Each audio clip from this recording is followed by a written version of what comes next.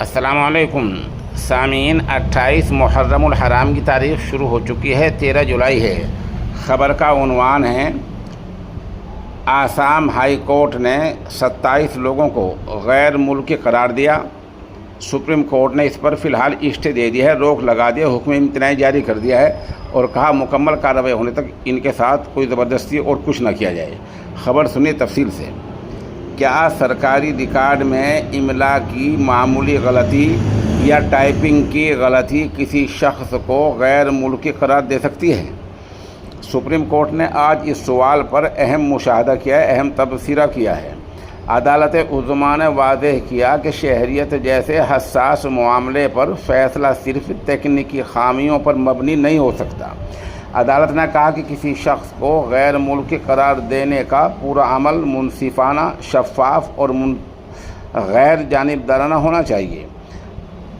Justice Vikram Nath اور سندیپ مہتا پر مشتمل supreme court کی 2 رکنی بینچ آسام سے تعلق رکھنے والے 27 افراد کے مقدمات کی سنوائی کر رہی تھی، جنہیں مختلف غیر ملکیوں کے ٹریبیونلز نے غیر ملکی قرار دیا تھا۔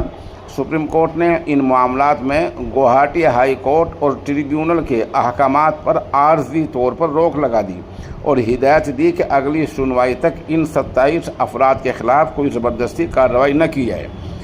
سنوائی کے دوران عدالت نے کہا کہ حکومت کی ذمہ داری ہے وہ اس بات کو یقینی بنائے کہ جو لوگ قانونی طور پر ہندوستانی شہری نہیں ہیں وہ دھوکہ دہی کے ذریعے یا جعلی دستاویزات کے ذریعے شہریت حاصل نہ کر پائیں۔ تاہم اس مقصد کو کسی کے ساتھ ناانصافی کرنے کے لیے استعمال نہیں کیا جا سکتا۔ شہریت کے فیصلے ہمیشہ منصفانہ ٹرائل اور دستیاب موجود شواہد ثبوتوں کی بنیاد پر ہونے چاہیے۔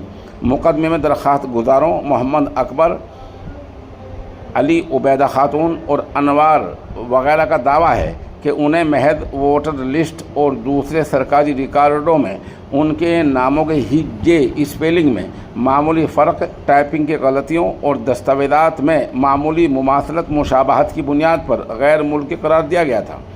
تاہم سپریم کورٹ نے یہ بھی واضح کیا کہ اس نے ابھی تک اس بات کا تعین نہیں کیا ہے کہ آیا درخواست گزار ہندوستانی شہری ہیں۔ عدالت نے کہا کہ غیر ملکیوں کے ٹریبیونلز کو فیصلہ کرنے سے پہلے تمام دستاویزات اور شواہد کا ثبوتوں کا غیر جانبدارانہ جائزہ لینا چاہیے۔ ان تمام معاملات کی ابتدا آسام کے فارنرز ٹریبیونلز کے احکامات سے ہوئی ہے۔ اپنی شہریت ثابت کرنے کے لیے درخواست گزاروں نے 1971 کے ریکارڈ، پرانی ووٹر لسٹیں، زمین کے بے نامے اور خاندانی شجرہ نسب پیش کیا، لیکن اس کے باوجود ان سب کو غیر ملکی قرار دے دیا گیا۔ سپریم کورٹ کے اس فیصلے کو اس لیے بھی اہم سمجھا جا رہا ہے کہ پچھلے مہینے سپریم کورٹ نے غیر ملکی قرار دی جانے والی 5 خواتین کی ملک بدری پر عبوری روک لگا دی تھی۔